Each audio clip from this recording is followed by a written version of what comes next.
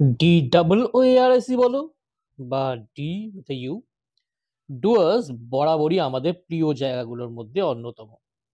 আমাদের শেখারও যে এই ডুয়ার্সেই, তাই ভাবলাম আসাম আর বেঙ্গলের এই বিস্তৃত তৃণভূমিতেই সেলিব্রেট করব আমার জন্মদিন। তাই 2রা নভেম্বর জয় মা বলে পৌঁছে গেলাম শিয়ালদা স্টেশনে।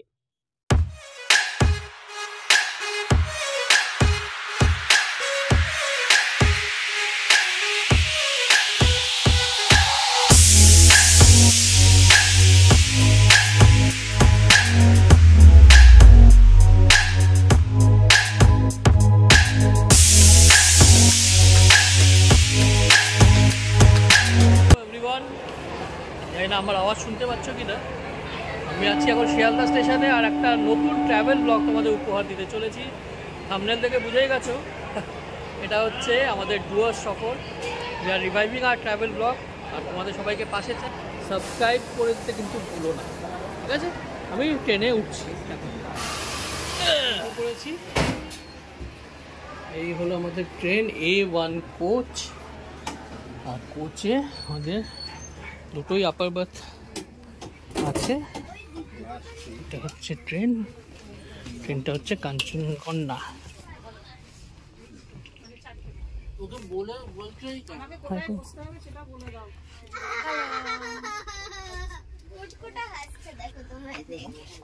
পরিষ্কার পরিচ্ছন্ন ট্রেন।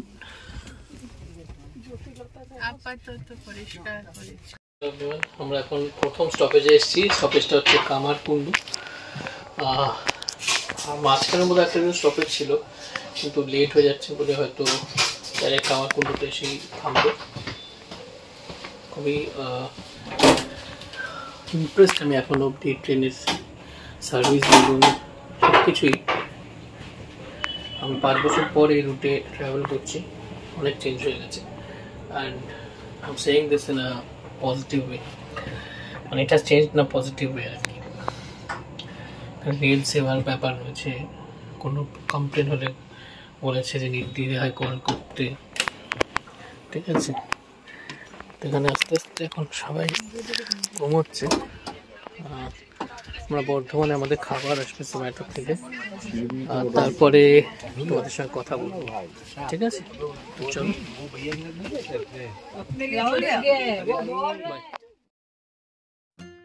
3রা নভেম্বর সকালবেলা আমার জন্মদিন। শিলিগুড়ি স্টেশনে নিয়ে পড়লাম কিছু খাবার আর জল নেওয়ার জন্য।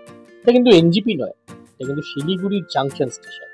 কাঞ্চনকন্যা এই রুট দিয়েই যাতায়াত করে। আর এরপর যেটা দেখলাম, চোখ একেবারে জুড়িয়ে গেল। সবুজের সমারোহ, কত রকমের সবুজ। গাঢ় সবুজ, হালকা সবুজ, কচি কলা পাতা রঙের সবুজ, হলুদ মেশানো সবুজ, কালচে সবুজ। আর সবুজ জঙ্গল বলে কিন্তু আমাদের মনে ভয় জাগায়, বরং আমাদের চোখকে আরাম দেয় আর প্রাণকে দেয় অপার শান্তি। এই সবুজ আমাদের সম্ভ্রম আদায় করে আর দেখায় আমরা প্রকৃতিকে এখন। দরজা খোলার রিস্ক নিলাম না, এখান থেকে দেখাচ্ছি, আপনারা দেখতে পাবেন। দেখুন, লাশ গ্রিন টি গার্ডেন্স, এটাও ডুয়ার্সের একটা ফিচার। যদি এটা আপনার দার্জিলিংয়ে ঢালে আরো ভালো বুঝতে পারবেন। বাট এখানকার চা বাগানগুলো ভীষণ সুন্দর, একদম সারিবদ্ধভাবে ডিসিপ্লিন সৈনিকের মতন চা গাছগুলো দাঁড়িয়ে আছে। C how beautiful panoramic view একদম।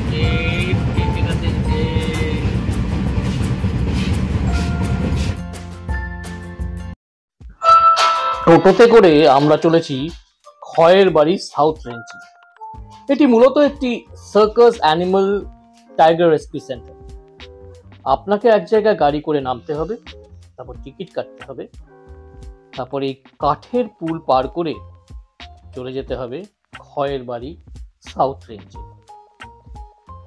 বেশ গা ছমছমে একটা পরিবেশ ছিল, সন্ধ্যের আমেজ ভরা। এই জার্নিটা আমার সারা জীবন মনে থাকে।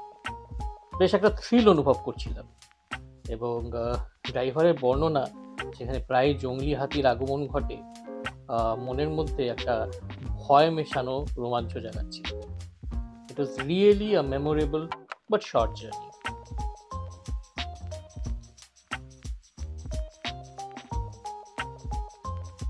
খয়েরবাগ ভেতরে ঢুকেও কিন্তু সেই একই রকম অনুভূতি হয়েছিল। কেন হয়েছিল সেটা একটু পরেই আপনারা সবাই দেখতে পাবেন। So stay tuned. এ হলো Khayerbari south tiger rescue centre. যে বাঘগুলোকে রেস্কিউ করা হয় তাদেরকে এখানে রাখা হয়, আমরা সেটা দেখবো। বাই দ্য ওয়ে, এইটা হলো পুরো একটা প্রপার জঙ্গল, প্ল্যান্টেশন করা জঙ্গল।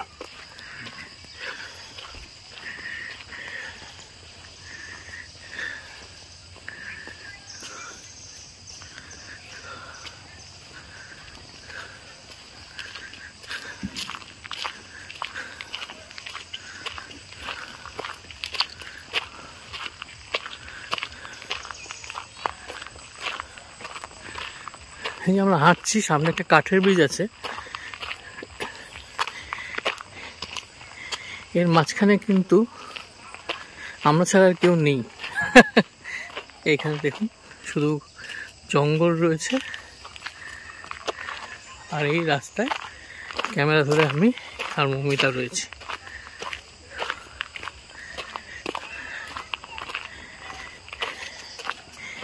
কিন্তু ভয় পাওয়ার কিছু নেই, কারণ কাঠের ব্রিজে অনেকেই রয়েছে যারা এখানে প্রকৃতি দেখছেন, কেউ ওখানে দাঁড়িয়ে গল্প করছেন। একটা আওয়াজ শুনে মনে হচ্ছে ওখানে একটা পার্কের মতো কিছু আছে, চলুন দেখা যাক।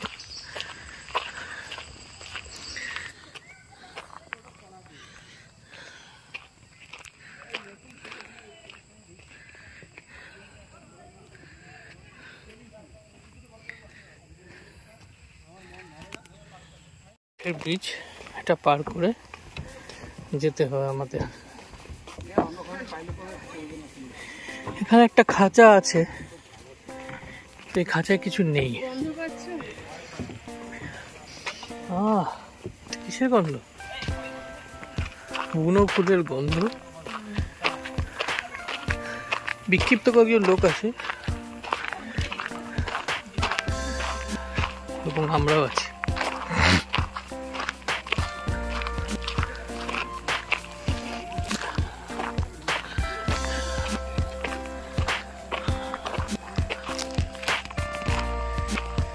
এটা হচ্ছে দ্বিতীয় খাঁচা। এই খাঁচাটা ভাঙাচোরা, এর মধ্যে কিছু নেই বলে বলেছিল আমাদেরকে, কিন্তু এখানে লেখা ছিল বাইরে চিতাবাঘের বাসস্থান। আর মৌমিতার ধারণা যে she has seen something there. যাই হোক, অনেকে বাকিরা এগিয়ে গেছে। অ্যাডভাইজেবল হবে না এত বেশিক্ষণ এখানে দাঁড়ানো, তো একবার চলো। চলে গেছে থাকলেও, এখন পাখিরাও শান্ত হয়ে গেছে।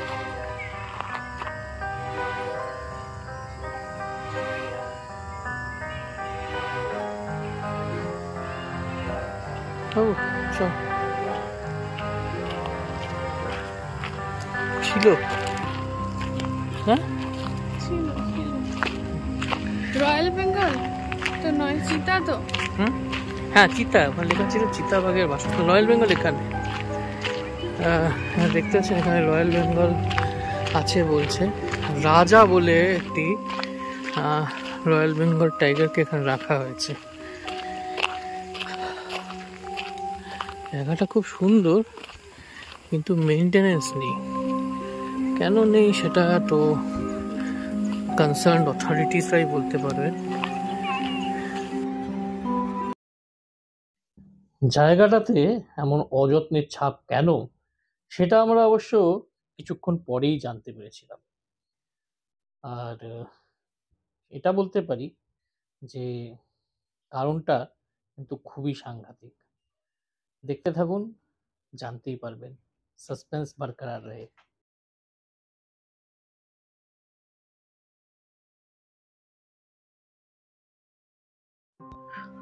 হঠাৎই শোনা গেল বাঘ দেখা যাচ্ছে খাঁচার ভেতর থেকে। মাঝখানে তো একটা বিশাল বড় জাল আর অনেকটাই ঝোপঝাড় রয়েছে। জুম করে দেখানোর চেষ্টা করা যাক বাঘগুলোকে দেখা যায় কিনা। কোন মা? ও হ্যাঁ হ্যাঁ হ্যাঁ হ্যাঁ, দেখা যাচ্ছে না। এর মধ্যে ছেড়ে রাখলে এটা দিয়ে বেরিয়ে আসা বাঘের পক্ষে কোনো কঠিন কাজ না। এটা দিয়ে এটা কোন, হ্যাঁ ব্যাপারটা হচ্ছে জায়গাটা খুব গা ছমছমে আর একটা ভালো ফিল, একটা ভাইব আছে, সেটা রক্ষণাবেক্ষণ করেনি ঠিক মতো। আর খাঁচার মধ্যে কিন্তু বাঘ আছে, জুম করে দেখানো সম্ভব হবে না, আসছে না, জুমে ফেটে যাচ্ছে। রাইট, খুব হাই রেজোলিউশনের ক্যামেরা না হলে দেখানো যাবে। Right right right.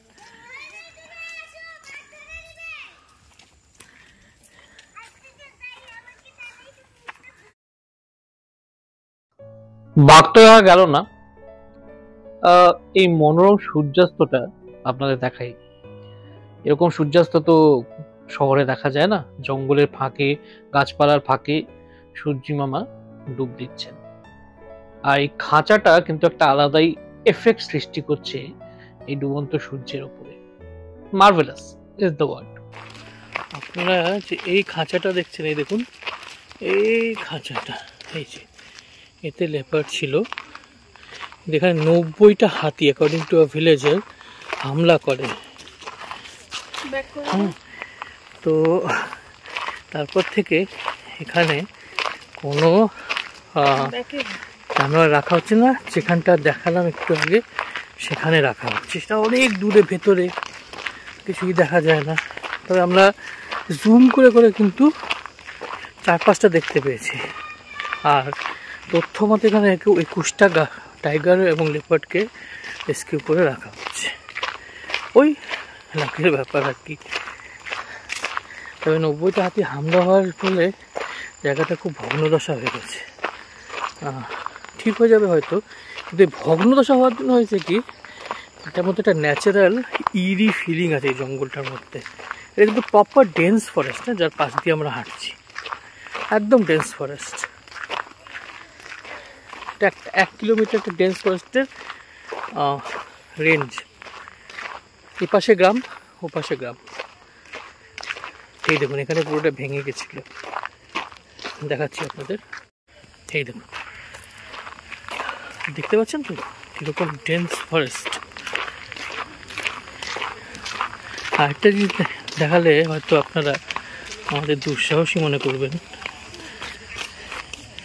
এই দেখুন এই কজন এত ডিস্টেন্সে আছে, আর আমাদের সামনে কেউ নেই। মানে আমরা we are leading the front, leading from the front, sorry.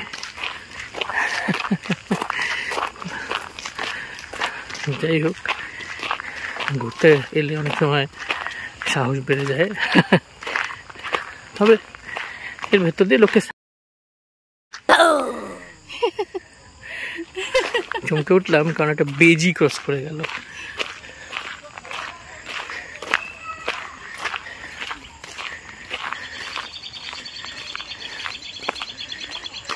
তার মানে এই জঙ্গলে হিউজ পরিমাণে সাপ আছে।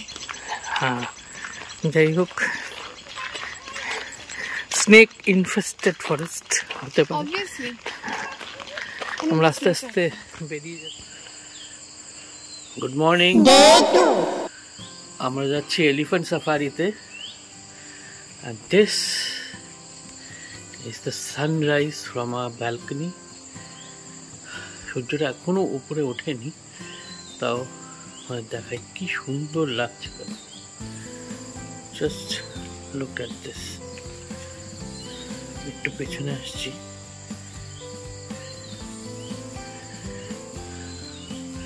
এই নদীটা একটা হর্সশু বেন্ড, যদি বুঝতে পারছো।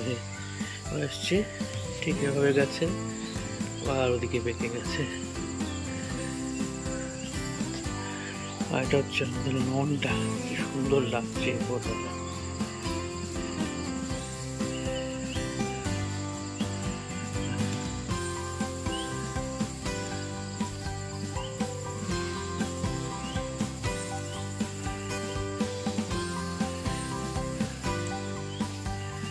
রুমটা একটা ট্যুর পরে করাবো।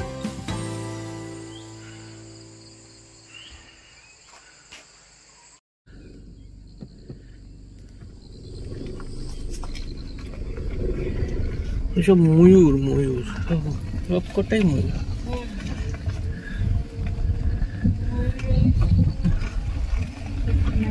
ময়ূরের একটা গন্ধ থাকে, ওটা পুরো পাওয়া যাচ্ছে।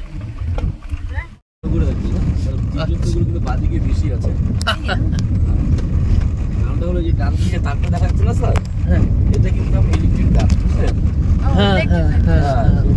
এটা থেকে কিছু দূরে একটা গ্রাম আছে। আচ্ছা, সেই গ্রামটাকে সেভ করার জন্য এটা করা আছে। আচ্ছা, শুধুমাত্র হাতির জন্য, বুঝলেন তো?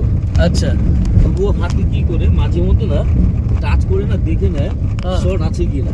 ও, যদি ওরা শর্ট খেয়ে নেয় তো পাশের থেকে গাছের ডাল এনে এটাকে ভেঙে দেয়। কিন্তু হাতি যাবে গ্রামের দিকে ঢুকে যায়। আচ্ছা, এটা কিন্তু আপনার এসি লাইন মানে ডিসি লাইন আছে। আচ্ছা, মানে ঝাটকা মারবে, মারা যাবে। আচ্ছা, আর এটা সন্ধ্যাবেলায় যায়, সকালে খুলে। জলদাপাড়া ফরেস্ট খুবই বিখ্যাত একটি জঙ্গল। এখানে আমরা করেছিলাম এলিফ্যান্ট সাফারি। জলদাপাড়া ফরেস্টের গেট থেকেই আপনি পেয়ে যাবেন ফরেস্ট গাইড, যিনি এই জঙ্গল সম্পর্কে পুঙ্খানুপুঙ্খ খবর দেন। আমাদের গাইডের নাম ছিল মনোজ দাস। মৌমিতা আর আমার সঙ্গে ওনার দিব্যি ভাব জমে গিয়েছিল। মনোজ দাস আমাদেরকে অনেক ইন্টারেস্টিং খবর দিলেন এই জলদাপাড়া সম্পর্কে। যখন আমি তাকে বললাম যে আমিও আসামের ছেলে এবং আমি হাতিতে চড়েছি এবং ছোটবেলায় উত্তরবঙ্গে থাকার দরুন জলদাপাড়াতেও ঘুরতে এসেছি, তিনি খুবই খুশি হলেন। খুবই অমায়িক মানুষ এই মনোজ দাস। যদি ওনাকে আপনারা ফরেস্ট গাইড হিসেবে পান তাহলে আমি বলবো you will be very very lucky. দুর্ভাগ্যবশত আমরা হাতির পিঠে চড়ার পর ক্যামেরা দিয়ে ফটো তুলতে পারিনি, কারণ সব হাতি আর কি পিঠে ক্যামেরা নিয়ে কেউ ফটো তুলুক সেটা পছন্দ করে না। তবে অনেক ছবি আছে। হাতি পিঠে আমি উঠেছি, আমার এমনি ওঠেনি। আমি তো আসলে আসামের ছেলে, তো কাজিরাঙ্গা আছে না? হ্যাঁ, আমি কাজিরাঙ্গাতে উঠেছি। কাজিরাঙ্গার পরেই কিন্তু আমাদের জলদাপাড়া, রাইনোর দিক থেকে। হ্যাঁ হ্যাঁ, কাজিরাঙ্গা ফার্স্ট না সেকেন্ড। আমি জলদাপাড়াতেও হাতির পিঠে উঠেছি, তখন আমার 4 বছর বয়স, তাই বেশি মনে নেই। আমার বাবা জলপাইগুড়িতে ছিলেন 5 বছর, উনি ইঞ্জিনিয়ার ছিলেন। তো উনি সেন্ট্রাল ওয়াটার কমিশনে ছিলেন, সিডব্লিউসি। তখন তো ওনার তো কাজই পড়তো এখানে, তো আমাদেরকেও নিয়ে আসতেন। তো হলং বাংলোতে থাকতাম আমরা। এইটা কিন্তু রিভারটা কিন্তু আপনার হলং রিভার, এটাই হলং রিভার না? জলদাপাড়া কাজিরাঙ্গার মতোই কিন্তু মূলত একটি তৃণভূমি বা গ্রাসল্যান্ড। জঙ্গলও আছেন, যেরকম আপনারা দেখতে পাচ্ছেন, সেই জঙ্গলও যথেষ্ট ঘন। তবে ডুয়ার্সের অন্যান্য এলাকায় জঙ্গলের যে ঘনত্ব সেটা এখানে কিন্তু একটু কম পাবেন। তাতে কিন্তু যারা জন্তু জানোয়ার দেখতে আসেন তাদের সুবিধেই হয়, কারণ গ্রাসল্যান্ডে জন্তু জানোয়ারের সাইটিংটা অনেকটাই বেশি সহজ হয়ে যায়।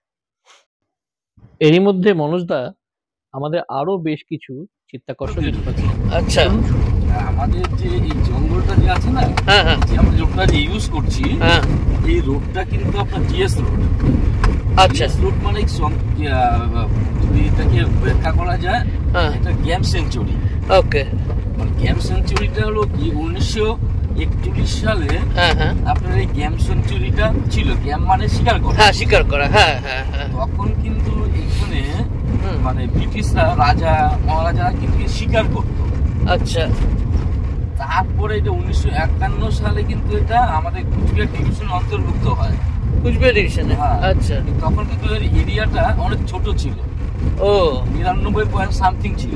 আচ্ছা, বুঝলেন তো? হ্যাঁ। তারপরে 67-তে কিন্তু এর এরিয়াটা অল্প বেড়েছে।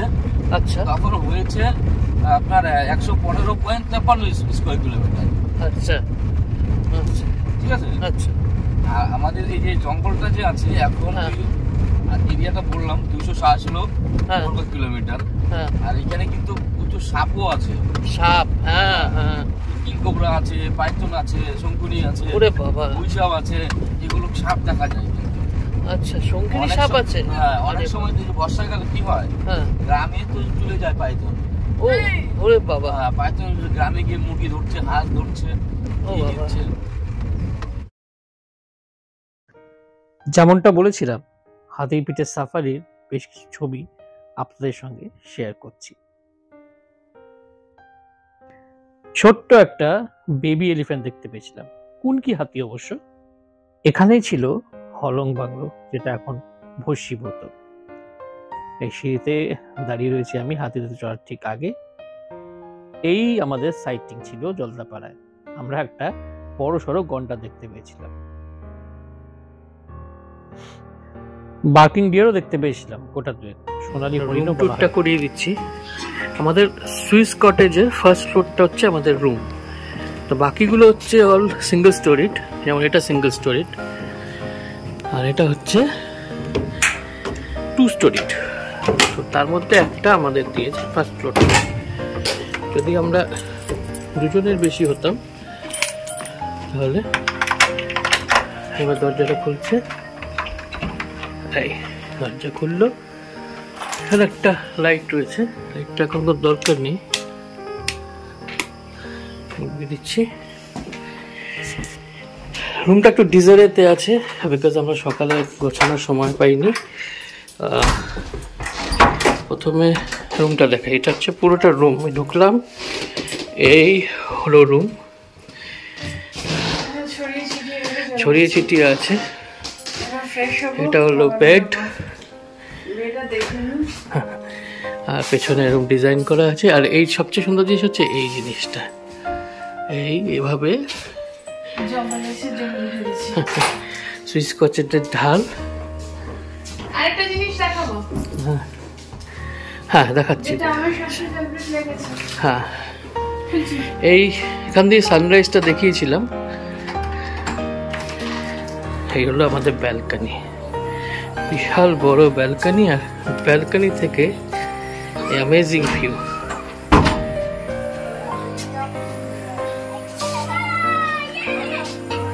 এখানে বসার জন্য দুটো টুল দেওয়া আছে। হ্যাঁ, এটা সকালে দেখিয়েছি, ভোরবেলা আলাদা রূপ। হ্যাঁ, এটা হচ্ছে হলং রিভার। এখানে দেখো, এখানে অ্যানিমালস অনেক সময় জল খেতে আসে। If you are lucky you can spot animals. কিন্তু এখানটা পরীক্ষা করা আছে, মানে মাঝখানে দের ইজ আ গ্যাপ, সেজন্য অ্যানিমালস এখানে আসতে পারে না। এখান থেকে নদীতেও যাওয়া যায়, এটা হচ্ছে রাস্তা। এই গেট অবধি যাওয়া যায়, আমরা এই গেট অবধি গিয়েও তুলবো পরে। এই দিকে হচ্ছে একদমই জলদাপাড়ার জঙ্গল।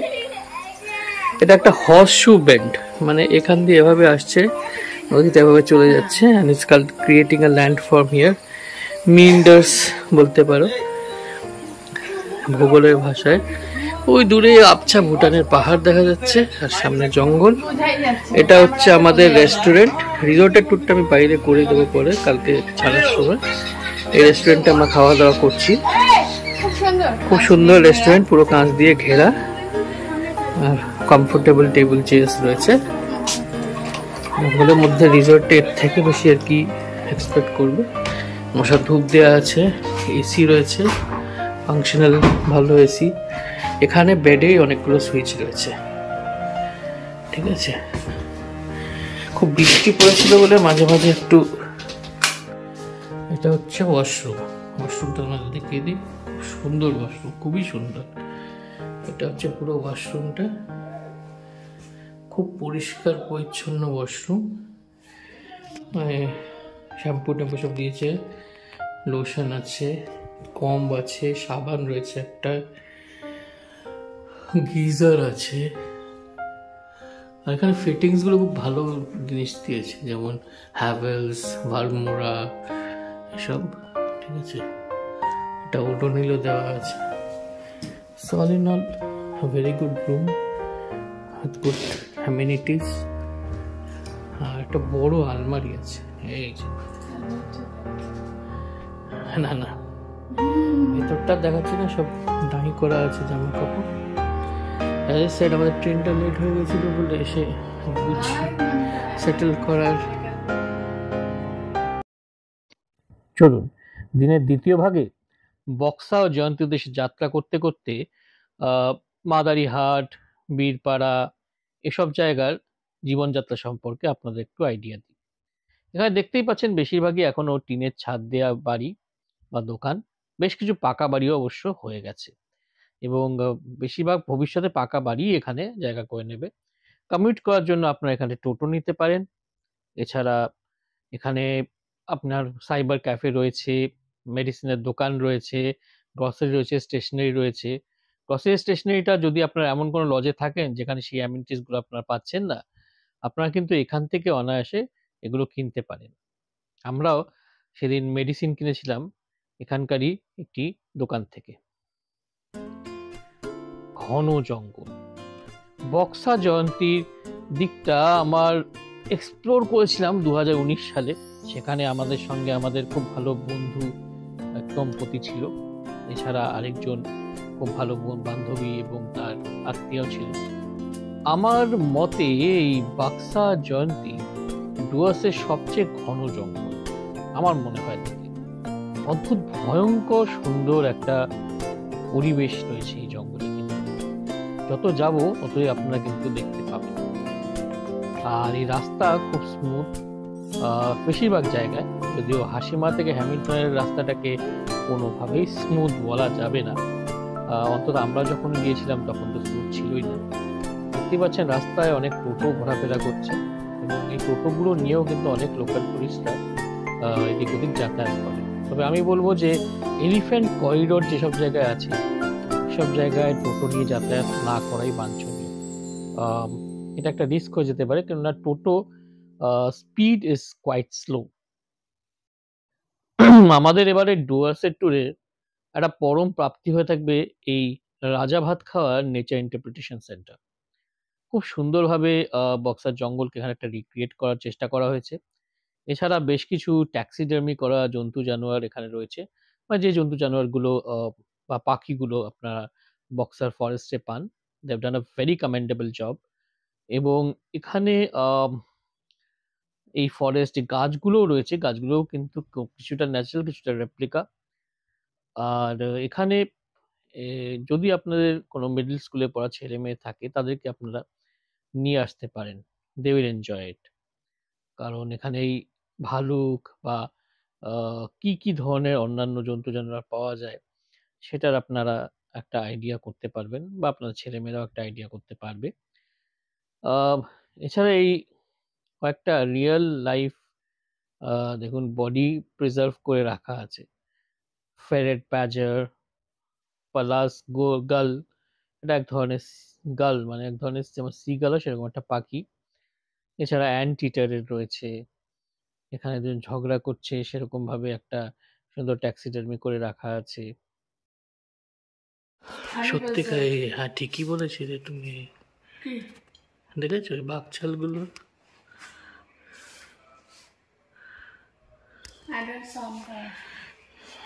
বাইসন বা গড়, ইন্ডিয়ান গড়, হরিণ, হিমালয়ান গ্রিফন ভালচার, এটা হানিকম বাজার্ড। এখানে স্ক্যান করলেও এর ব্যাপারে ইনফরমেশন পেয়ে যাবে, এরকম দেয়া আছে দেখুন। খুব সুন্দর, মানে একটা কম্প্রিহেন্সিভ নলেজ পাওয়া যাবে যে বাক্সাতে কি কি পাওয়া যায়, কি কি দেখা যায়। নট অনলি অ্যানিমালস, হ্যাঁ এখানে একটা এলিফ্যান্টের ফিটাসও রাখা রয়েছে, এশিয়ান এলিফ্যান্টের ফিটাস এটা, বা ভ্রূণ যেটাকে বাংলায়, এটা এলিফ্যান্ট ফিটাস, দুটোই লেখা আছে। ওটা ফিটাস দেখুন। আচ্ছা, কি বলছে প্রাকৃতিক। বক্সা কিন্তু একমাত্র ডুয়ার্সে অরণ্য যেখানে রয়্যাল বেঙ্গল টাইগারও দেখা যায়, যদি খুব কম দেখা যায়। বার্কিং ডিয়ার আজকে সকালে দেখলাম, খুব সুন্দর। মানুষের পূর্বপুরুষ। বাঘটা খুব হাসি হাসি, জুনুনের রাহুল রয় মনে হচ্ছে। Python, male tiger, common leopard. এইটা হচ্ছে স্পটেড ডিয়ারের ফিটাস রয়েছে।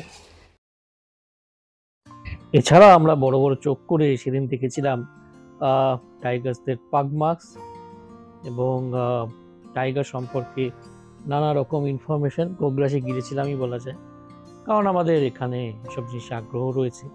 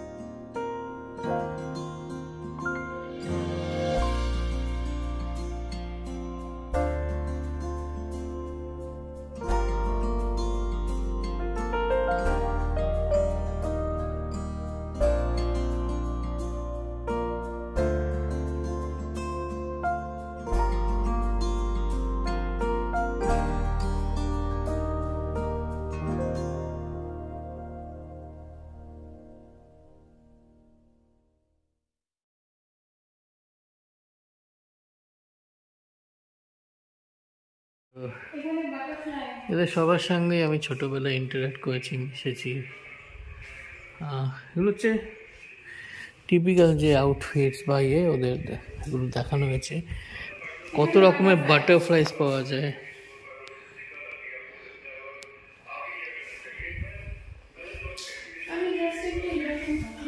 আচ্ছা, বেশ কিছু সুন্দর ক্যামেরার ট্র্যাপ, মানে ক্যামেরা দিয়ে তোলা, নাইট ক্যামেরা দিয়ে তোলা ছবি।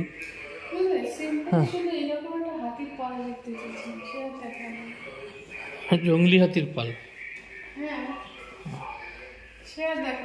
আর ধর জিপ সাফারি আছে, তুমি বেঙ্গল সাফারিতেই দেখে নেবে জঙ্গলি হাতি,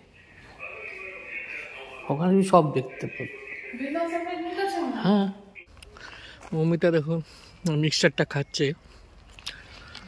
কেউ যদি কখনো এখানে আসো তাহলে এই দাদার হাতের মিক্সচার খেতে ভুলো না, দুর্দান্ত। হোমমেড আচার দিয়ে মিক্সচারটা বানায়, যে খেয়ে কোনো ভয় নেই। খুব সুন্দর ঝাঁঝালো, কিন্তু খুব বেশি ঝালও না, একদম মডারেট ঝাল।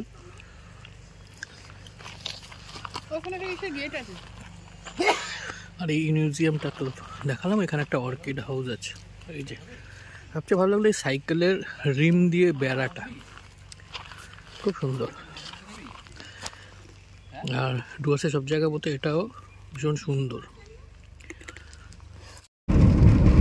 এইটা হলো বক্সার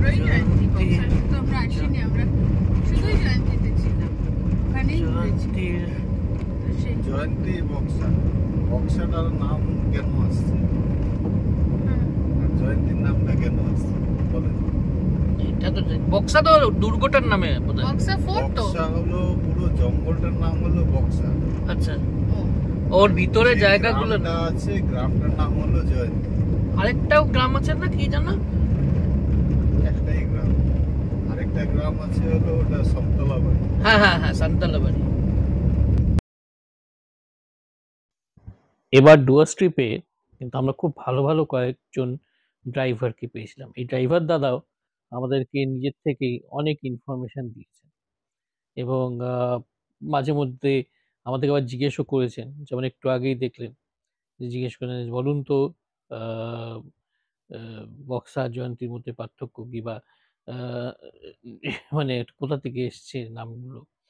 তো এই মানে যাত্রায় মানে ভালো ভালো ইনফরমেশন পাওয়া সবকিছুই কিন্তু আমরা এই ড্রাইভার দাদাদের কাছ থেকেই পেয়েছি। So we are really thankful to all of them.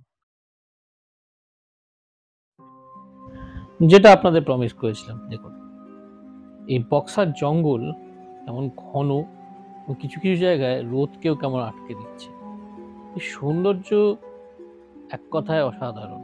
আর তার সঙ্গে ছিল মনোরম রাস্তা, কোনো ঝাঁকুনি নেই, মসৃণ রাস্তা, একেবারে কার্পেটের মতন।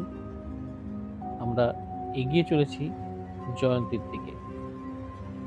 জয়ন্তী যেটা বললেন ড্রাইভার দাদা, একটি গ্রাম, খুব সুদৃশ্য একটি গ্রাম, যেটি একদম জঙ্গলের কোলেই অবস্থিত করতে গেলে। আর সামনেই রয়েছে ভুটানের পাহাড়, মানে ভুটানের বর্ডারই বলা যেতে পারে এই ভুটিয়া বস্তিটা। কোন দিকে, উপরে নাকি? হ্যাঁ, ও আচ্ছা আচ্ছা, ভুটান বর্ডার ওখানে, ভুটান ঘাটের ওখানে নাকি? ও আচ্ছা,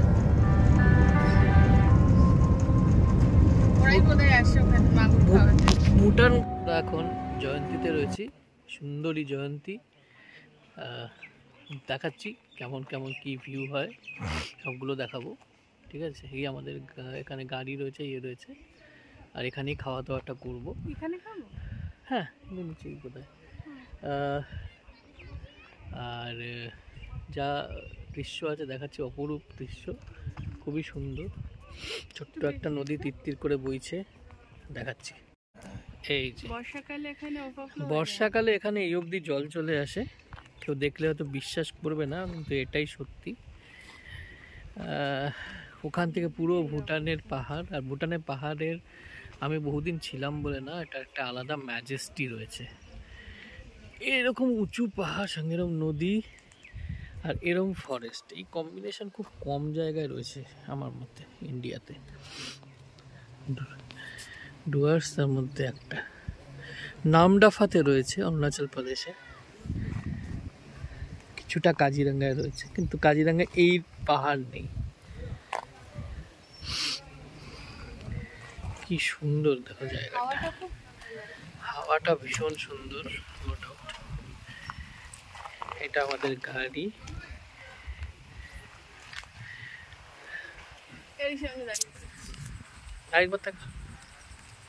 এটা বনান্তে হোমস্টে। এখানে কেউ যদি বাজেটে থাকতে চাও বা এসিটা আমার জন্য ম্যাটার করে না, তাহলে থাকতে পারো। এই পেছনে এগুলো হচ্ছে 1200 টাকা করে।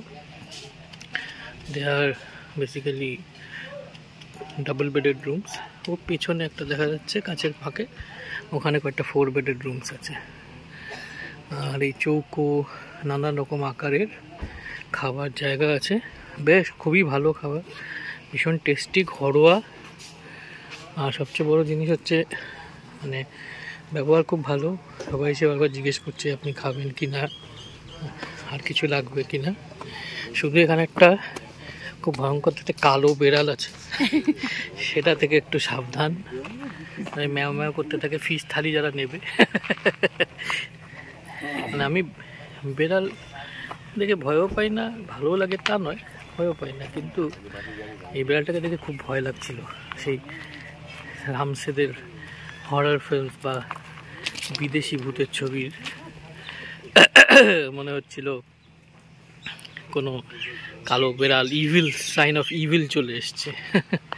যাই হোক, এটা একটা অপশন আমাদের খাওয়া দাওয়া নিয়ে।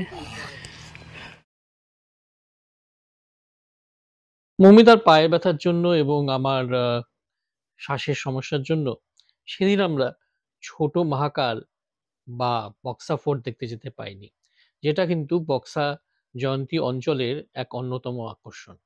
আপনারা যখন আসবেন তখন কিন্তু এই দুটো একদম মিস করবেন না।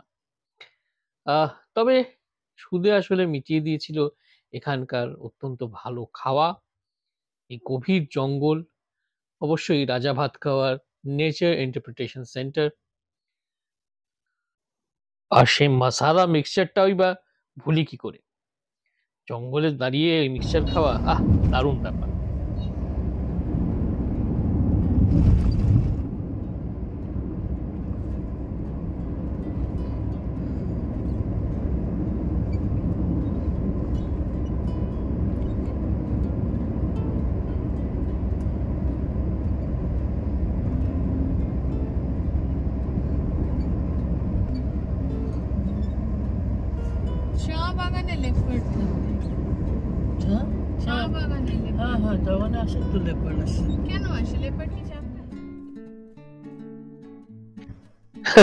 সেদিন এরকম উচ্চাঙ্গের আলোচনার সঙ্গেই শেষ হয়েছিল আমাদের বক্সা জয়ন্তী সফর।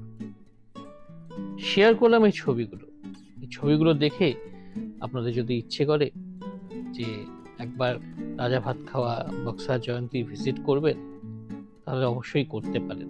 তবে একটা দুঃখের ব্যাপার শুনলাম জানেন, এই জয়ন্তী আর বক্সার ভেতরে যে হোমস্টে গুলো আছে সেগুলো নাকি বন্ধ করে দেওয়া হচ্ছে। সেটা একটু মনটাকে ভারাক্রান্ত করলো।